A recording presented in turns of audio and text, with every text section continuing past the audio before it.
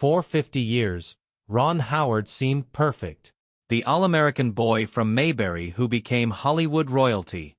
But in his latest interview, he revealed the dark hiding behind the smile. The devastating choice he made in 1991 that haunts him still. The family member he almost lost to addiction while he was winning awards. And the moment on set when his body gave out, Ron's confession about what really happened during those missing months will break your heart. Ronald William Howard was born on March 1, 1954 in Duncan, Oklahoma. And from the moment he opened his eyes, the room already spoke in dialogue. His father, Rance Howard, had adopted Howard as his stage name back in 1948 before joining the Air Force. His mother, Jean Spiegel, trained as an actress and married Rance in 1949 in Winchester, Kentucky. When Ron came along, Rance was still in uniform, balancing military life with screen dreams. But even before Ron learned to talk, he was already on film.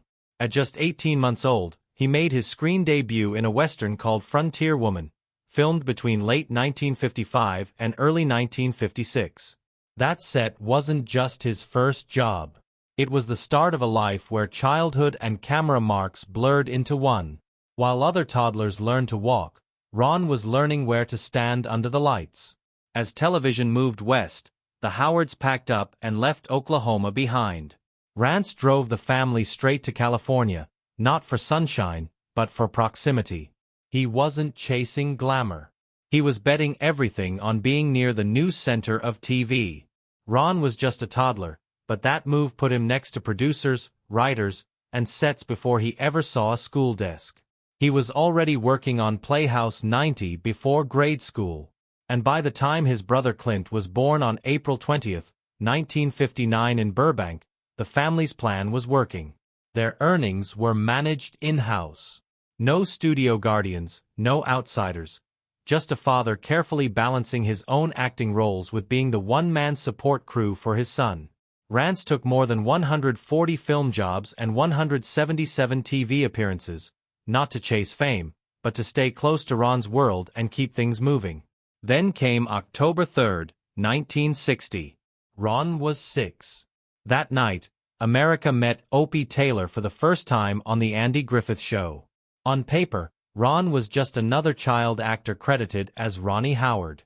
But the connection was different. On set, something deeper happened. Rance didn't just drop his son off. He challenged the writers. After an early read-through, he told the producers the show's father-son scenes felt fake. Andy Griffith listened. They shook hands on something real. Andy and Opie's relationship would mirror Ron and Rance's. That handshake built the show's soul. Over the years, Rance even guest-starred 5 times, staying close while Ron handled scripts and schedules most grown-ups would buckle under. For 8 seasons through 1968, Ron didn't just grow up. He lived inside a television childhood shaped by love, work, and adult expectations dressed in small-town stories. Their home in Burbank wasn't some star palace. Ron went to Robert Louis Stevenson Elementary, then David Starr Jordan Junior High, and later John Burroughs High School. The family ate meatloaf and fish sticks and saved money like actors who knew it could all end tomorrow. Scripts were piled near the dinner table, but Rance and Jean kept rules. No hired guardians, no stage parent chaos. Ron played park league sports when he wasn't memorizing lines. Clint joined the industry too, quietly building a career with over 200 acting credits. They were brothers, but also co-workers, learning early what it meant to punch a clock with cameras. Ron's way of working didn't come from child star instinct. It came from training. Rance taught him how to listen, how to pause, how to respond like a person, not a performer. When Ron landed the role of Opie, it was because he didn't act like a kid actor. He just acted. Producer Sheldon Leonard noticed right away. He said Ron didn't try to be cute. He just told the truth. That's what Rance drilled into him. Be truthful, not cute. Even at 6, it showed. Ron's early pay was in the low hundreds of dollars per episode, but it climbed as the show became a hit. He was still losing baby teeth when fans stopped him in Burbank asking for autographs. But while his face was on screen, his childhood was quietly slipping away. One of the most unforgettable moments came in 1963, Season 4, Episode 1, Opie, the Birdman. 9-year-old Ron filmed a scene where Opie raises orphaned baby birds after accidentally killing their mother. There were no dramatic tricks. He just stood there breathing, blinking, letting real emotion lead. Director Bob Sweeney barely needed retakes. Andy Griffith called it adult-level timing. Ron used substitution. If the scene called for sadness, he thought of something that actually hurt. Then he let it go when the camera stopped. That wasn't just talent. It was control most kids never have. But even with love on set, Ron felt alone. He called those years a golden cage. Safe but sealed. On set, he had a tiny schoolroom near Stage 40 at Desalukina. California law said 3 hours of school, 8 hours total per day. A welfare worker stayed nearby, but Ron didn't have real classmates. He did math while Grips rolled dollies. At lunch, he sat with his dad or the prop guy. Andy would play guitar. Don Knotts told clean jokes.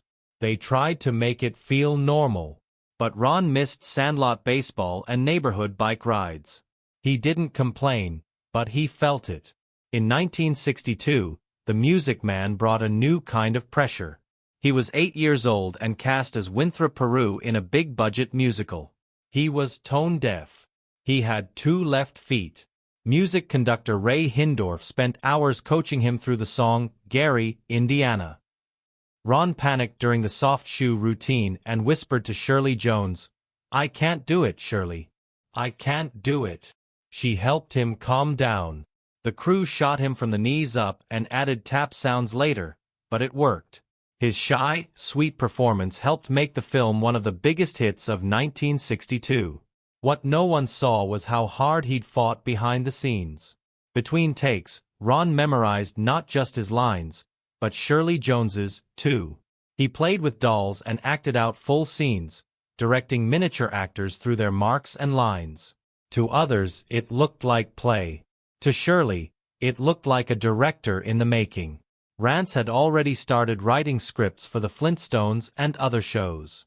He taught Ron how to break down a scene, how to understand a character's reason for every word.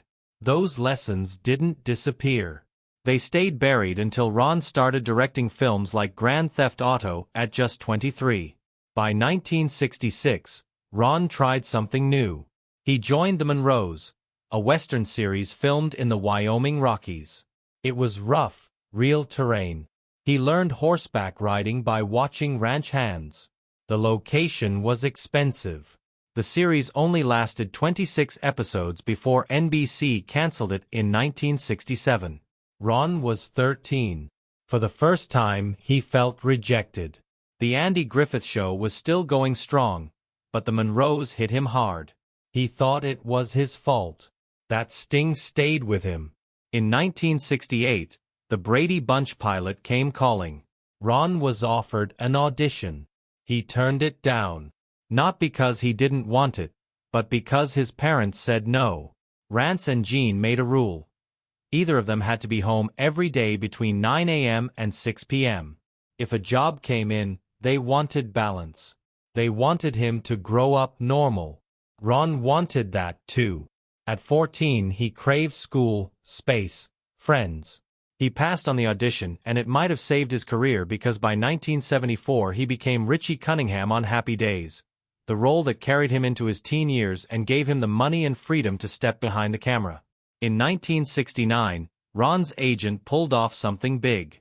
He secured Ron residuals from the Andy Griffith Show reruns, about $50,000 a year. That was more than Sandy Koufax earned at his peak in baseball. But the Howards didn't splurge. They kept it lean. They opened savings accounts, bought U.S. bonds, and lived the same as always. Ron begged to invest in a go-kart business with friends. His parents let him. He lost about $25,000. That was his first lesson in risk. Acting made him money, but managing it, that was a different story. That lesson stuck. On April 1, 1968, the final episode of The Andy Griffith Show aired. Ron was 14. He knew the set by heart. He knew where every light hung and where every grip stood. That last week felt heavy. People kept call sheets as souvenirs. Andy and Ron stayed late talking baseball. Their on-camera goodbye was quiet, but Ron felt something ending. He had lived his entire childhood 48 feet from a camera lens. Now he had to be a teenager, and within 2 years he was already balancing school with auditions. The day they took down the Mayberry sets, the next chapter had already started. In 1974, Ron Howard was just 19 years old when he walked into Gary Marshall's office and changed the course of his life. He didn't read the lines like the others. He just sat down and ordered a cherry phosphate like he'd been going there every day. The chemistry with Henry Winkler was instant. It wasn't in the script, but it didn't matter. For 12 minutes, Ron became Richie Cunningham, and Marshall saw it. ABC had doubts. They worried that the kid from Mayberry couldn't pass for a teenager anymore. But Gary Marshall pushed back, and Ron signed a 5-year deal for $7,500 per episode. He had beaten out 35 other actors, not by acting louder, but by sounding exactly like someone who'd help your grandmother with groceries. That's what got him 255 episodes. By season 5 in 1977, Ron had been playing the same cheerful teenager for so long it started to feel fake. He was 23, playing a kid frozen in time while the real world was burning outside. Vietnam was everywhere on the news, in the papers, and it didn't make sense that Richie never noticed. So Ron wrote a 3-page memo to ABC. He asked for real topics. He pitched a story about Richie facing the draft. They said no. Too political, too risky for advertisers. So the compromise came in glances. Richie reading newspapers about the war in the background. A passing comment about deferments. Ron felt stifled. He later told TV Guide that being a happy teenager when the world wasn't happy anymore made him feel like he couldn't breathe. That frustration planted something inside him. He didn't just want to act. He wanted control. He wanted to direct. In 1976, Fonzie was everywhere. Leather jackets were selling, posters, toys, lunchboxes, all adding up to $50 million in merchandise. ABC tried to rename the show Fonzie's Happy Days. Ron had seen this kind of thing before. His father, Rance, had fought for billing rights his entire career. So Ron stood up. He was making $15,000 per episode, but he told them he'd walk. He gave them 48 hours to keep the title the way it was. If they didn't, they'd lose him, and they risked a $500,000 contract breach lawsuit. Gary Marshall sided with him. The show wasn't just about Fonzie, it was about a family. ABC backed down halfway. The name stayed, but Fonzie got top billing in the credits. It was a silent win. Then in October 1977, Ron got his shot. He directed Season 5, Episode 5, A Date with Fonzie. The budget was thin, just $10,000. 32 scenes, 3 days. He showed up with a shot list so detailed the crew called it Spielberg level. One scene followed Fonzie through Arnold's diner in a 90-second tracking shot. Normally, that would take hours. Ron nailed it in 2 takes, saving $3,000. Ratings jumped by 12%. That meant 31 million people watched. ABC gave him 2 more episodes to direct and paid him $2,500 extra per episode on top of his acting fee.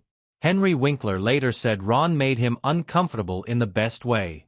He forced real emotion instead of just catchphrases. While all this was happening, something else was growing. In 1976, Ron acted in Eat My Dust, a cheap teen crash movie from Roger Corman. But it wasn't just for fun. He had made a deal. He'd act only if Corman let him direct the next one. That film was Grand Theft Auto, released in 1977. Ron co-wrote it with his dad, Rance. The budget was $602,000, but the film made $15 million. That's a 2,400% return. They destroyed 70 cars on camera, including a $40,000 Rolls-Royce, 3 Cadillacs, and 7 police cars. Ron didn't wait for permits. He shot on real roads near Victorville.